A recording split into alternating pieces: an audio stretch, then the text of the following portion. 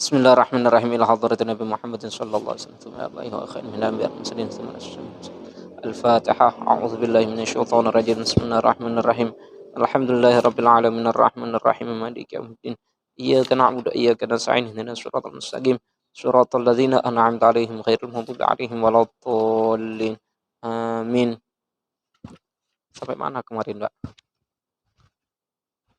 Oh, sampai itu ya. Apa tentang masalah nyawa ruh dicabut, penolakan tentang anggota badan. Sekarang wafil khabar dalam hadis berarti. Bismillahirrahmanirrahim. Wafil khabar khamsatun asya'a summun qatil wa khamsatun ukhra tiryakuha. Di dalam hadis diceritakan ada 5 perkara, yaitu 5 perkara tersebut racun yang mematikan dan 5 perkara yang lain itu obatnya. Di dalam hadisnya ada 5 racun yang mematikan dan 5 penawarnya. Yang pertama adalah fadunya samun qatil wa zuhdu tiryakuha. Dunya adalah racun yang mematikan. Obatnya wa zuhdu tiryakuha. Obatnya adalah zuhud terhadap dunia. Ada zuhud, ada warok. Kalau zuhud itu dia tidak mau mengambil yang melebihi dari kebutuhannya. Itu zuhud. Kalau warok, dia mau mengambil semuanya asal jelas halalnya.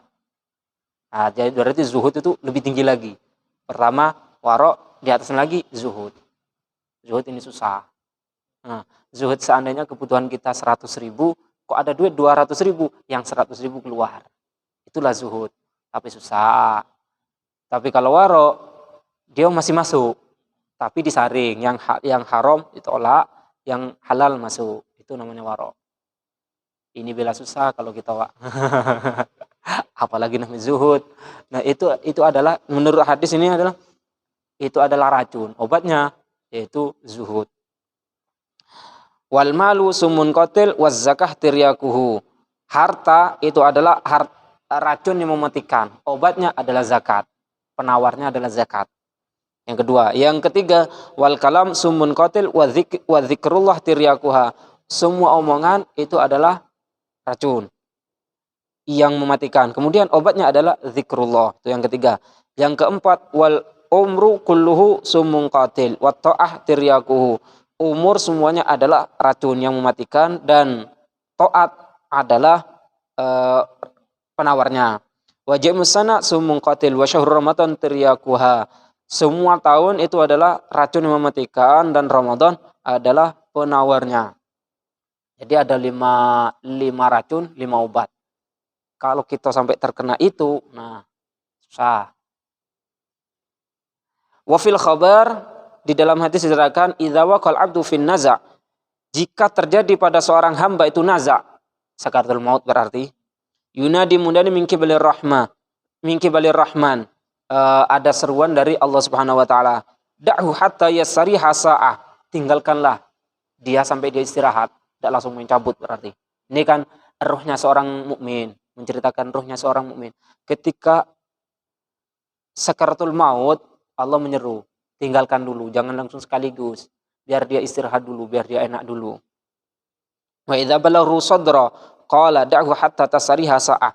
Ketika ruh sampai ke dada, ada seruan lagi, tinggalkan, biarkan dia istirahat dulu sebentar. Wa kadzalika idza balagha rukbatain, begitu juga ketika ruh itu sampai ke lutut, wasurrah dan sampai ke usar. Wa idza balagha hulqum ja'a nida da'hu. Ketika ruh itu sampai hulqum, kerongkongan, sampai di sini, ja'a nida anhu, datang seruan lagi, hatta yudi'al a'dha ba'dhuha ba'dhan, sehingga dia berpamitan anggota lain dengan anggota yang lain. Sesama anggota dia berpamitan. Fatu di al ainu al aina. Mata berpamitan dengan mata. Fatakulu, mata itu berkata, fil wada, di dalam pamitan tersebut, assalamu alaikum ila yaumil qiyamah. Semoga selamat atas kamu sampai hari kiamat. Itu mata ngomong ke mata. Assalamualaikum ila yaumil qiyamah. Wa kadzalikal udzunan wal yadan, begitu juga kedua telinga saling berpamitan, kedua tangan berpamitan, warijlan kedua kaki berpamitan, wa tudiur ruh an nafsa, ruh juga berpamitan kepada anggota badan. Fa na'udzubillahi min wadil iman bil lisan. Kami memohon berlindung kepada Allah dari perpisahannya iman terhadap lisan. Iman dengan lisan berpamitan juga. Wa na'udzubillahi min wada'il ma'rifah wal iman lil jinan. Begitu juga kami berlindung kepada Allah dari berpamitannya ma'rifah dengan iman dengan hati. Ma'rifah dan iman berpamitan dengan hati. Maka fatabqal badan bila harakah, maka tersisalah badan tersebut dengan tanpa bila harakah, dengan gerakan. Warijlan bila harakah, dua kaki tanpa gerakan. Wal ainan bila nadhara, mata dengan tanpa penglihatan. Wal udhunan, kedua telinga, bila sam'in, dengan tanpa pendengaran. Wal badan bila ruh, badan tanpa ruh. Walau bakiyal lisan bila iman, wal qalbu bila ma'rifah. Walau bakiyal lisan, seandainya tersisa itu lisan, bila iman dengan iman, wal qalbu bila ma'rifah, dan hati tanpa ma'rifat, fayakunu halul abdi fil lahdi. Bagaimana keadaan seorang hamba di dalam liang lahat? La yarau ahadan, dia tidak melihat seorang pun. Wala aban, tidak melihat ayahnya. Wala umman, tidak melihat ibunya. Wala auladan, tidak melihat anaknya. Wala ikhwanan, tidak melihat saudaranya. Wala ashaban, tidak melihat kawannya. Wala firashan, tanpa alas. Wala hijaban, tanpa hijab. Falau lam yara barra rabban, falau lam yara rabban, seandainya dia tidak melihat Tuhannya al-kariman yang mulia, faqad khasira khusranan aziman, dia benar-benar dalam keadaan rugi yang sangat.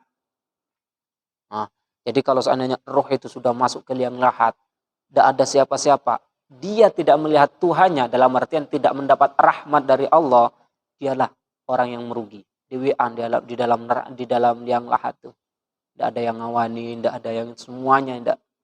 Bahkan yang cinta sekalipun di dunia tidak bakalan mau ngawanin kita di liang lahat. Faqala Imam Abu Hanifah, berkata Imam Abu Hanifah, aktsaru ma yaslubul iman minal abdi waktun naza, hafidullahu wa iyyakum min salbil iman. Paling banyaknya iman itu dicabut dari seorang hamba yaitu ketika waktu sakaratul maut.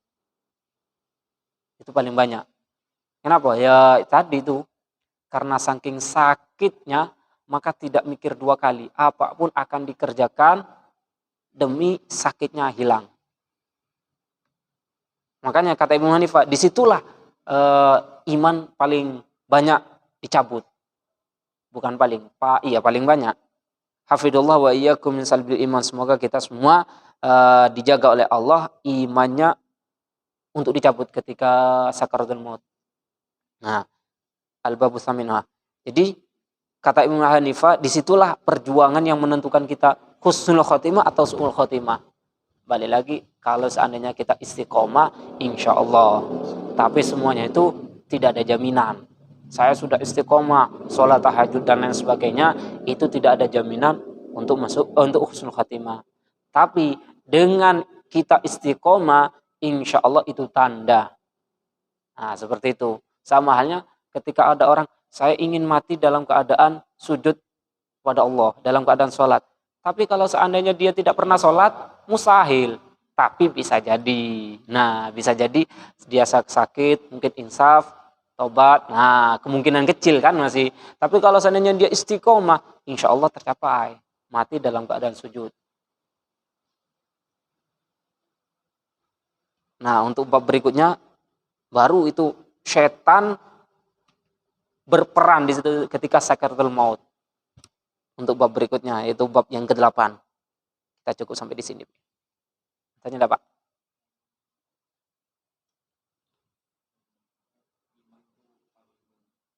Harga mati, iman.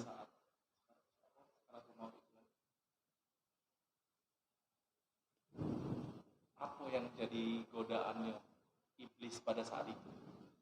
mungkin kan memang katanya rasa sakit yang itu apa dia ngomong tahu apalah yang buat kita tuh jadi berpaling gitu. Berpaling. Fa idza kana al-amru kadzal fa khasya'in mana ini? Itu bab berikutnya, Pak.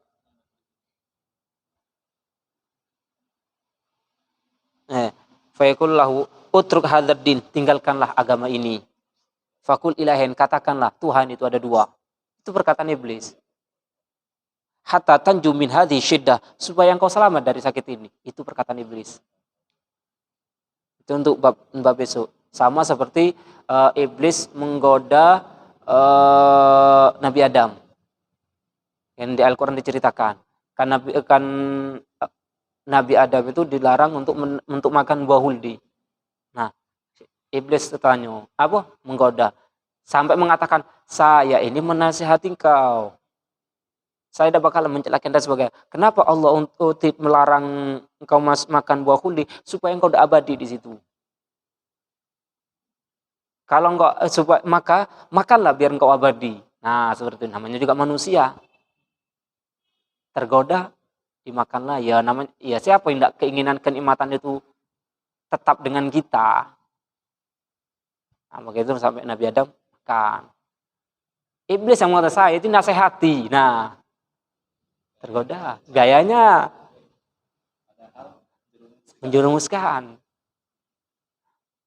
Ya, sekarang waktu sakaratul maut itu iblis duduk di dekat kepala kita, bisiki. Tinggalkanlah agama ini, demlah katakan Tuhan itu ada dua. Biar engkau udah sakit lagi waktu sakaratul maut. Nah,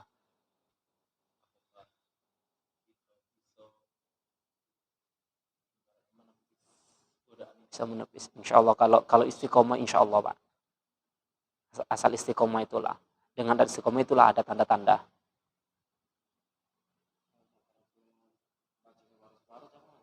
Apa? Kenapa?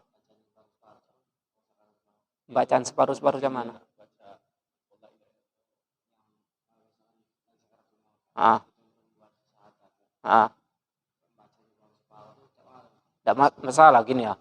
Kalau di kitab itu dikatakan di hadis itu mangqala akhiru kalamin la ilaha illallah dakhalal jannah. Barang siapa yang akhir ucapannya adalah la ilaha illallah Muhammad Rasulullah, dia langsung masuk surga. Bukan masuk ya, pasti masuk surga.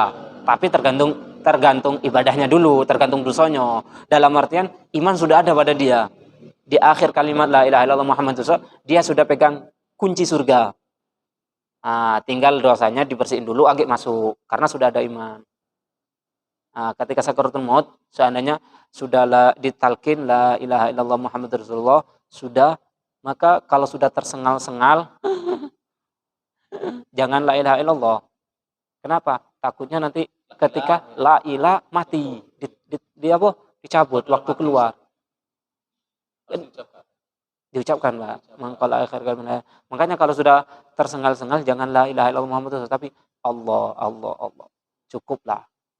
Takut khawatir ketika la ilaha. Nah, langsung keluar roh tersebut. Sedangkan la ilaha tiada Tuhan. Cak mana kalau tiada Tuhan? Berarti keluar dari Islam kan? Makanya ketika la ilaha illallah Muhammad Rasulullah sudah nyawa tersengal-sengal, cukup Allah Allah Allah. Ada lagi Pak? Cukup ya.